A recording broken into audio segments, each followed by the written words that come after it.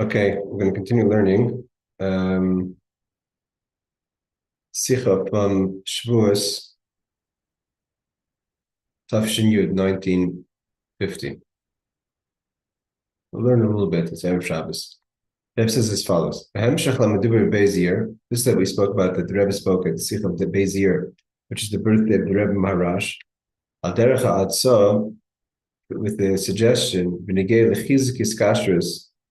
that each one of us should strengthen our iskashrus, our connection, our bond with the Rebbe.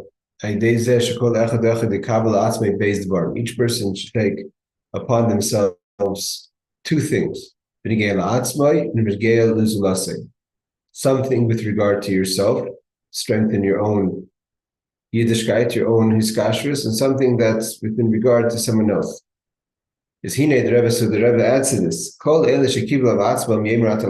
accepted upon themselves, up until this point, from Beis till Shavuos, which was a little over a month, to be machazik themselves with two things, one for yourself, and I'm assuming it's two, one for yourself and one with someone else, or two with yourself, two with someone else. It seems more like one. Take on one thing of iskashrus for yourself and one thing of iskashrus that is in participation with someone else, either working on someone or teaching someone. Should say l'chaim. Those who have not yet accepted upon themselves to add two things: one in iskashrus for themselves, and the other thing is in iskashrus connecting to the Rebbe, bonding with the Rebbe with regard to someone else. They should say l'chaim also. They should accept upon themselves going forward to add these two things. Rebbe continues, Yud Beis Tammuz Hashata. This year, Yud Beis Tammuz means the year Tafshin, Yud, 1950. Imalu Shivim Shana Lahiledes K'vay Kedushas Maracham Yadvar. That this is going to be the birthday, the 70th birthday of the Frierdiker Rebbe, who was born in Tav Reish Mem, which is 1880 till Tafshin Yud. He passed away, and this year, Tafshin Yud, is the Rebbe would be turning 70 on Yud Beis Tammuz Tafshin Yud. Again, this is 3 months after the passing of Frierdiker Rebbe. So, i.e., the Frierdiker Rebbe passed away a few months before his 70th birthday. Because with a new year starts a new decade, a new time. Like it says in the Mishnah, Spain, Shivim the Seva, the sage, the age of 70. Is a ripe old age. It's not zikna. Seva is kind of to be like a sage. It means the Frierdiker Rebbe is starting a new decade in his life. A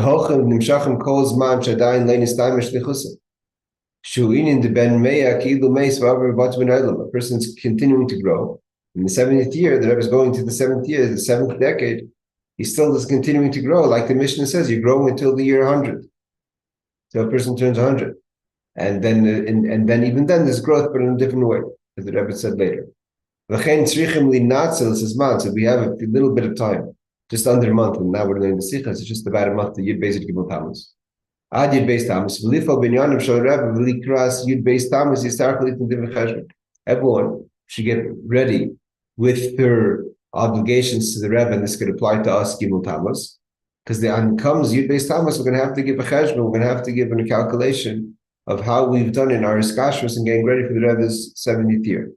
Again, this is they're talking 1950 with regard to his father of the previous Rebbe. But again, the whole idea of these talks are really meant for us to understand how we're supposed to view. It doesn't have to be the exact years or the exact dates. How we're supposed to view our getting ready in iskashrus, especially in the years post Gimel Tammuz. One of the things that the Frierdiker Rebbe wanted, that the Bachrim specifically should be involved in, is Hanasiya B'Shlichus Merkas Liyan Chinuch. We know that one of the organizations that the Rebbe was put in charge by the Frierdiker Rebbe and stayed in charge, and ended up being the organization that all Chabad Shluchim run under, is the organization, because it was a few Chabad organizations, Malach, which is Merkas Liyan Chinuch. Institution for Jewish Education, Central Organization for Jewish Education.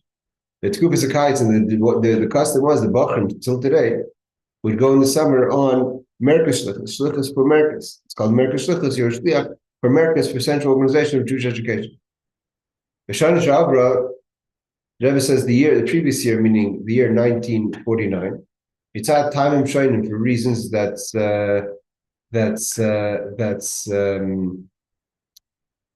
not clear.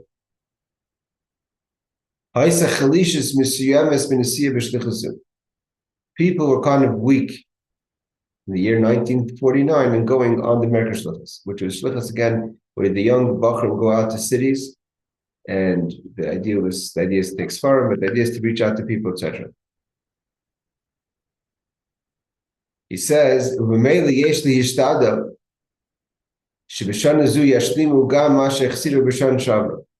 Rebbe says, so this year we have to try to make up for what we lacked last year. So those who were in my morning's class, we learned about the idea of the 7 days of Hashlama. The Rebbe says, the truth is, there's no real way to make up.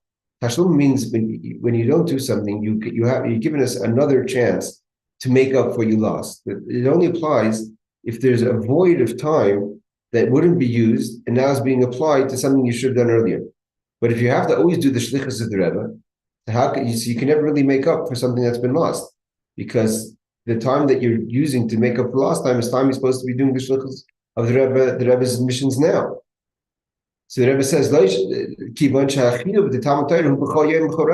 just like the laws of learning Torah, you can't make up. Why? Because if I didn't learn yesterday, I can't make up for today. Because today I have to learn, I have my own obligation. Now is a present obligation I have to be learning now. So how can I use this time to make up for yesterday's loss? And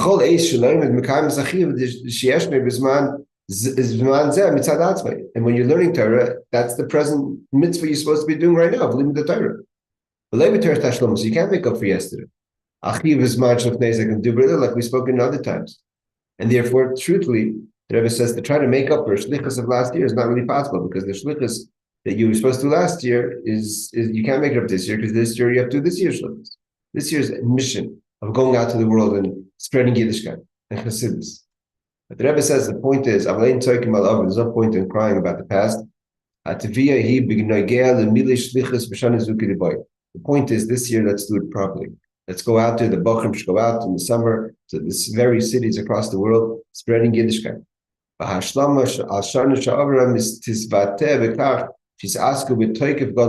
how could you make a fix from last year? Is by putting in tremendous effort this year, energy. So you're not doing it in quantity, because the quantity of time is there. Anyways, you have to do this year, but it may be doubling in the quality. And maybe doing it longer, and this way you could try to make up for the lack of last year. Let's go a little further. The Rebbe says like this: Dover, the Rebbe spoke about it. That Sicha on Shavuos. There's 3 ideas of Shavuos. Matan Torah, it's the time we receive the Torah. That's always presently. This is the time of the year that always we're receiving the Torah, because the Torah is constantly present. Yom HaBikkurim is the time we had to bring the Bikurim sacrifice. Shemitzvus Bikurim av she'eni krevim al mizbech yiftei lachem elin echolim lekoinim shaychs rakas v'anabayim.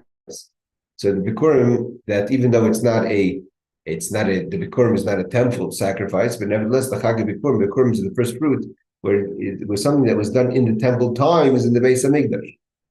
And then there's the Chamish and the Sefiras HaOmer. Shavuos is the 50th day Sefiras HaOmer.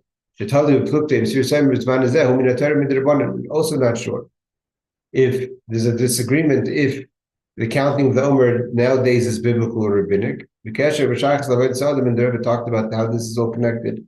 These 3 ideas of Matan Torah, Chag HaBikkurim, and Yom HaChamishin, the 50 days for summer. The Rebbe spoke about it in length. We don't have the talk evidently. Number 50 teaches us that's in the Rishimas. It's in the Rebbe's notes. The Rebbe also spoke about this is a subject the Rebbe spoke at length many years, throughout the years, about crossing the date line during the Sefira, that disrupts the counting. How do you count if you're coming from Australia or vice versa, going to Australia, let's say, or even to China for that matter? You're crossing the date line and you stay there, or whichever way you're crossing, it disrupts your counting of Omer, because you have to count 50 days. Now you're going to a new time. there's many conversations about this in the Rebbe's talks. The Rebbe's bottom line is the Rebbe was against crossing the date line at all, specifically to cross the date line during the Sefira. Even though the person, let's say, crosses the date line and ends up in Australia the next day, you can't say, well, Shabbos for me is the day later because I only counted 6 days this week. Shabbos is wherever the place is, that's your Shabbos. It doesn't make a difference if you counted a full 7 days from the last Shabbos. That's obvious. We call him against Sefiras HaOmer, but Sefiras HaOmer is not so clear. This topic, there's a question. Unless this topic is the Sefiras HaOmer, each person has to count according to where they're holding. And if you join a congregation that's been counting a day earlier than you because the date line, so you haven't counted the full 49 days. The question is, do you join everyone else or do you have to continue with your own count? The Rebbe discusses also this question about how the crossing the date line affects the counting of the Omer, also not just in the halacha question, but also what does this mean in our service of God? I think I'm going to not do this piece. This is the Rebbe is making a siyum on Maseches Sotah.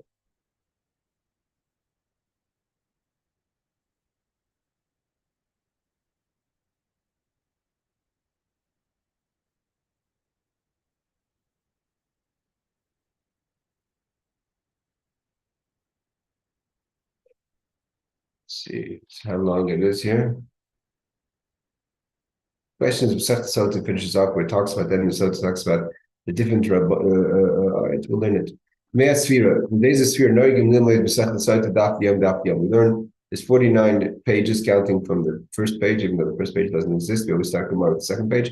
But there's 49 daf of in the Maseches Sotah corresponding to the 49 days of the Omer. Haskala b'Maseches Daf Beis. Loimdin b'Yom Rishon Shachal Hamoed. We start learning the first day of Chol Hamoed, which would be Yud Zayin of the month of Nisan. Yom Beis is Sefiras HaOmer, the second day is Sefiras HaOmer. The first day is the Shar block, what we call. Loim b'Yom Sheni Sheyam Tivshu Yom Rishon Sefiras HaOmer b'Yom Sheni Shachal Hamoed Loimdin Daf Gimel, and then the second day of Chol Hamoed, meaning let's say Yud Ches, we learn Daf Gimel, etc. We make a siyum on the 49th daf of Sotah on Erev Shavuos. So by Shavuos we've already completed the Maseches Sotah. One of the ideas is that if a woman is a Sotah or accused of being a Sotah, she drinks the waters, and it wasn't true. The accusations were false, and she gets blessed with children. Nifkadas, and so there's a different opinion, like Rabbi Kiva, that says that if she was a barren woman, she'll start having children. Rabbi Shmuel says if that's the case, that's the best thing. If a woman can't have children, she wants to have children, she'll make her husband jealous, the Gemara says. He'll accuse her of having relations. She'll go that far to have children. And then she'll have to drink the waters of the Sotah because her husband accuses her. And then it'll turn out that it was false accusations. And then she'll have relations, she'll have children with her husband. So that's a plan. The worst case scenario, the Gemara says that Shmuel's mother threatened God like that. So they say, well, you can't say that. That's Rabbi Kiva says that. So Rabbi Shmuel says that's not possible. So the answer is that if you give birth usually in a difficult, so now you'll give birth easier. If you give birth to shorim, dark kids, or kids that are in a complexion that's not according to your liking, you'll have white children. And what does that mean about Adam in his connection to Sefiras HaOmer? Then the Rebbe continues. We see Maseches Sotah Shnino. Then the Sotah it says, Mishemeis Rebbe, when Rebbe Rabbeinu HaKadosh passes away, is Batla Nova V'Yiras. No longer were there people that had true humility or humbleness and God fear, or fear of sin, I should say. So the Gemara says the Rebbe was, of course, the author of the Mishnah. So Amalei Rav Yosef. Yosef said to that Mishnah. So he said, they shouldn't have said anything about humility because I'm still here. So how could you say there's no more humility? Rav Yosef says, I have to remember, Rav Yosef was blind. And Rav Yosef, the Rebbe has a whole siyum and Tafshin Chapal on Yud Bislam on Yud Nisan that Rav Yosef made a siyum. And why? Because he passed the age of 60. But he was a big honor. He was very humble. One of his main acts of humility is he didn't take the job of Rosh Yeshiva. He yielded to Rabbi. Shani and Vasan, like Rashi says, that he was humble. So therefore, they shouldn't say that there's no more humility, humbleness, anivus, because Rabbi Yosef, and he lived many years after Rebbe. Amalei Rav Nachman says that's the case. The time like this, a year's kite, they cannot. You shouldn't talk about God, fear of sin, because I'm here. Which means I have fear of sin. So it hasn't been nullified. It means to say that we mentioned in the end of Sotah a whole bunch of things that sort of say died with the people that passed away. Rabbi Yochanan Zaka and others, the Rebbe, different people that they were champions of certain either ways of teaching or avodah or things that they excelled in, and ever since they passed away, no one ever reached that kind of level. So Rabbi Yosef and Nachman are calling, saying, how could you say that since Rebbe passed away, there's no more humility, there's no more fear of sin? Rabbi Yosef said, I'm humble, and Rabbi Nachman said, Nachman said, I have a fear of sin. So therefore, it hasn't stopped.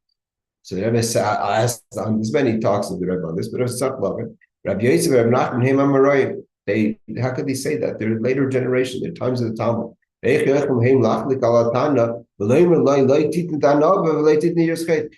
the Tana, means the author of the Mishnah, which is the Rebbe himself, or who have you, is that they shouldn't include these two things because he's wrong to include them because I'm humble and I'm a fear of sin.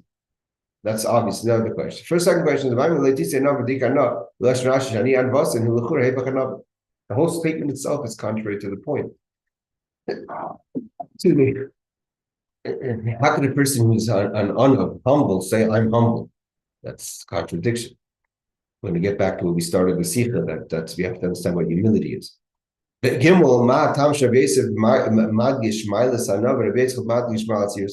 says that one says I was an honor, and the other says I was a fear of sin. So the Yudin of Hegel understand this, but we explained in the beginning of the talk in the Sicha with regard to humility. Again, humble is not a person who's lacking self-confidence.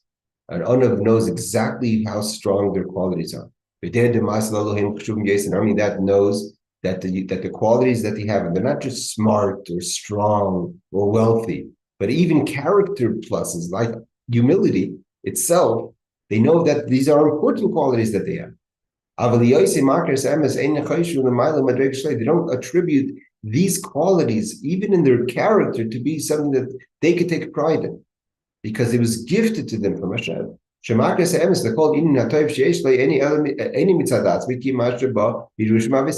this is an inheritance you have, being a son of Avraham, Yitzchak, and Yaakov.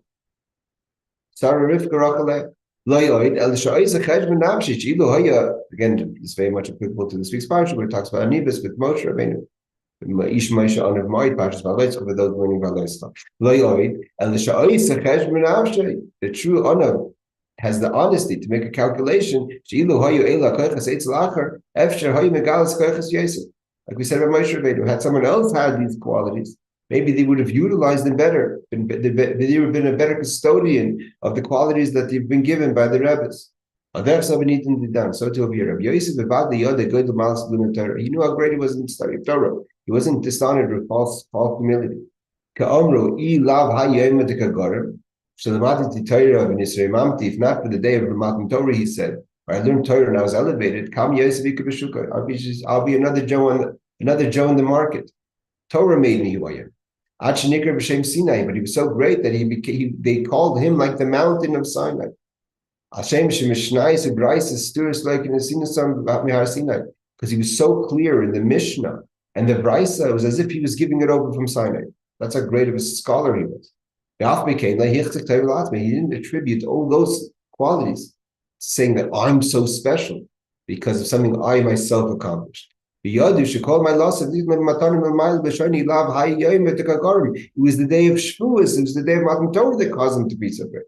Therefore, even in such honest evaluation, he was even able to know his quality in character, that he was an honor, and not taking it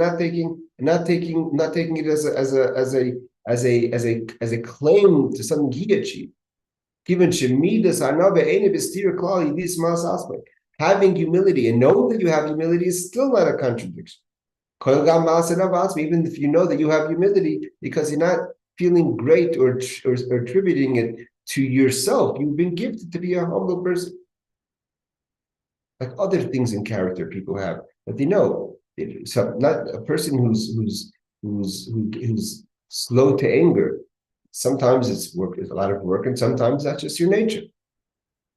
And even when it comes with effort, it's the tools for the effort were given to you. The point is, you never take something as if you own it. You own your specialty. You own that it's yours. It's been given to you. Everything's been gifted to you. Even character traits, even the tools you have to work on yourself has been gifted to you.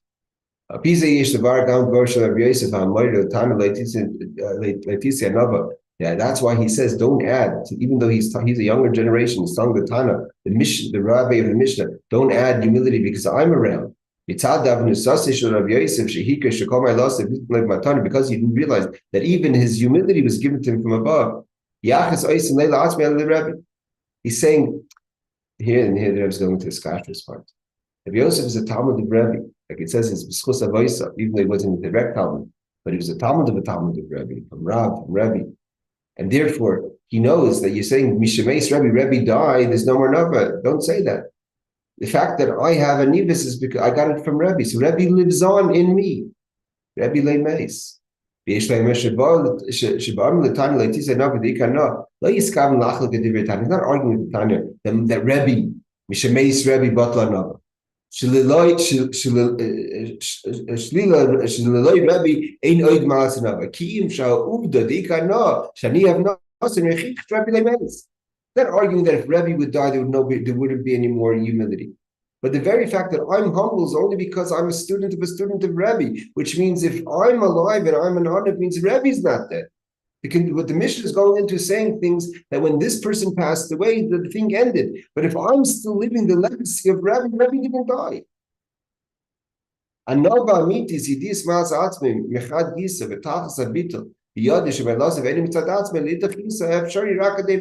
This ability that a person should be totally humble and know that they're humble and know that it's not their own ability is only because I'm a student of Rabbi. It means Rabbi lives within me. Same thing when Rav Nachman says. How could you say there's no that there's no more fear of sin? I'm here, behected. So what did he mean? This the Rebbe says, what's this? Why does Yosef choose, or why was he given humility? And Rav Nachman fear of sin. Rabbi Yosef, like I said before, Rabbi Yosef was blind. Saginor means too much light, which is an expression of blindness. Like the Gemara says about him, therefore he knows that he's not going to die from chorus. So he had no Yitzhahara. So therefore there was no sin, that he had to be scared of the sin. But you don't say that he's fear of sin. Therefore he felt in him there was the primary expression was humility. He was humble that he wasn't a person that had a sin. Rav Nachman say something opposite about it. The Gemara teaches us,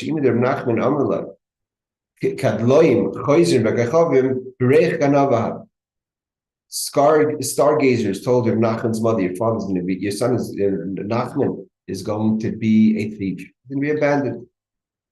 So what did she do? She wanted to take action.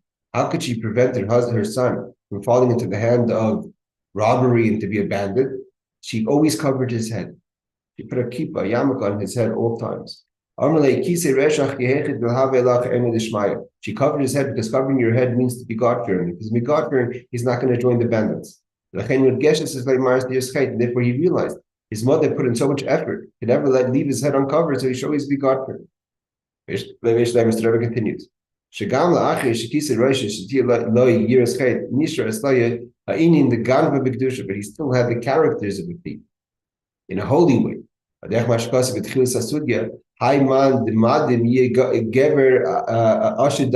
person is born. The mazel of Adam is Mars is going to spill blood. So you could be a shaychet. You could be a person who becomes a slaughterer. Not that you're going to kill people. You could be a moyel. Means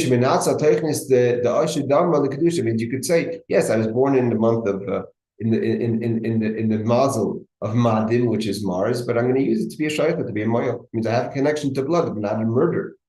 So too, you could have the connection of a ganif, a thief, for things of kedusha. But koichel said, tisei alacha means to learn, to steal another 5 minutes of learning Torah.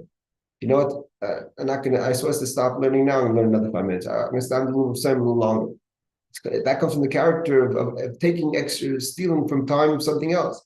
I could have relaxed. I'm not going to relax. I'm going to do something else. That's the character of the thief in a holy way. And also this idea, this power he has, that he should be God-fearing, is also from Rebbe. One of the things the Gemara tells us about Rebbe, about his years chait, he never put his hand under his belt, below his belt. He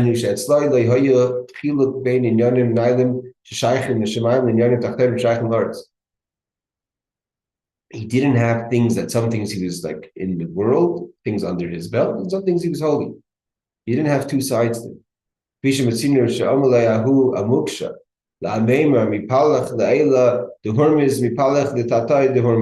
Like a person who has a difference between half of the body and lower half of the body.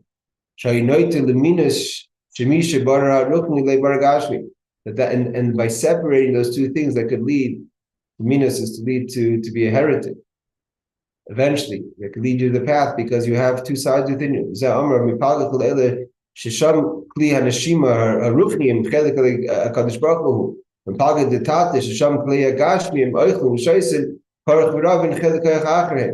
person thought that his upper body, that's the breathing that comes from God. The lower part of the body, where the food is digested, that's the part of the person. So he had split things. I think that he connected to the higher and lower. Rabbi never put his hand under his belt. You're always holy. Even though he was very wealthy and he didn't have lacking any delicacies on his table. Even out of season, he had all the vegetables and fruits, like a real wealthy, like a person who's very wealthy, that there's never an item out of season in his house because he's getting imports from all over the world. He was able to testify himself. The Rebbe says in Tanya, he was able to hold his 10 fingers up to God and say honestly, even my small pinky didn't take joy in this world. Even though if you looked at him, everything was wealthy. He was as wealthy as Caesar. But it was all display. It wasn't him. And therefore Rebbe was able to have that control. Rabbi Nachman was able to say that if I am Yiras Chet, the Rebbe is still alive. Even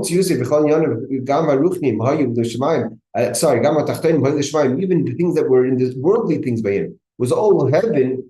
Being a student of Rebbe, in the Yiras Chet, he should be able to be God-fearing, and therefore fearing of a sin. Therefore, Rebbe is still alive. Again,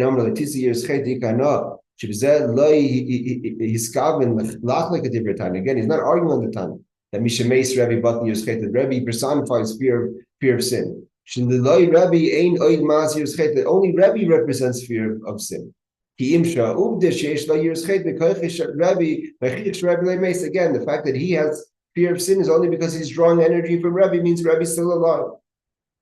The Rebbe is saying is the Rebbe is still alive. And therefore, the idea that when the Rebbe dies, something dies with the Rebbe, chas v'shalom, is no such thing. If you have those qualities, it means the Rebbe is still alive. Again, these are Haskash Sichas. They write this based on that Navi Sefiras HaOmer. He talks, the Rebbe spoke about, again, at length, the difference between fearing of sin and another, and its foundation, its importance in avodah Hashem. What is the difference between the learning of Chassidus and Musar? Rebbe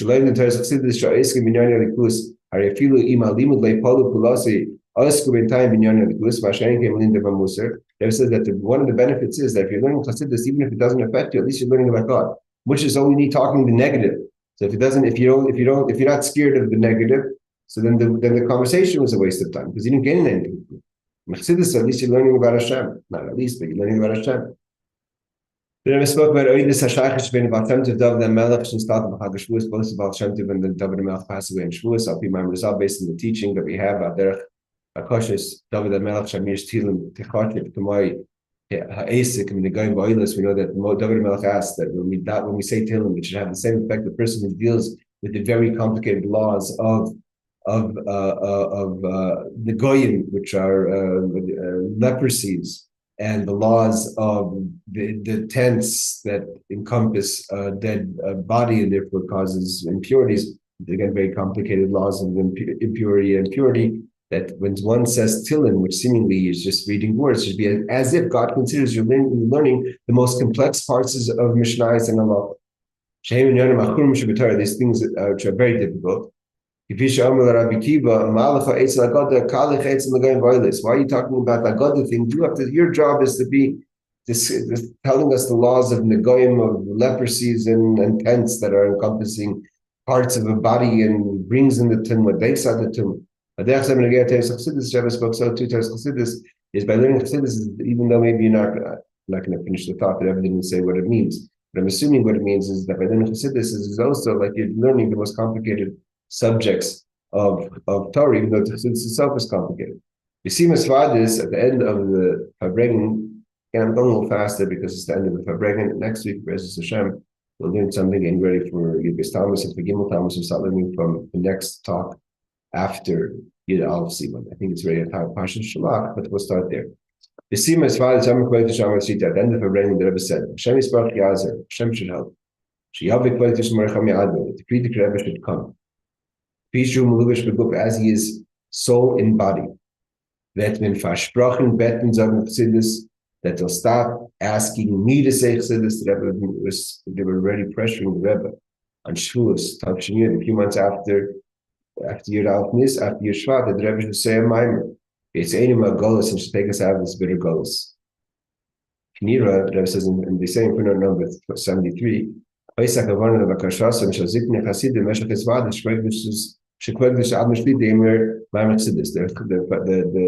older Hasidim were trying to pressure the Rebbe to say a mimer. I said, the Rebbe says, Mashiach should come, the Fitikar will be here, and it'll stop bothering me to say mimer.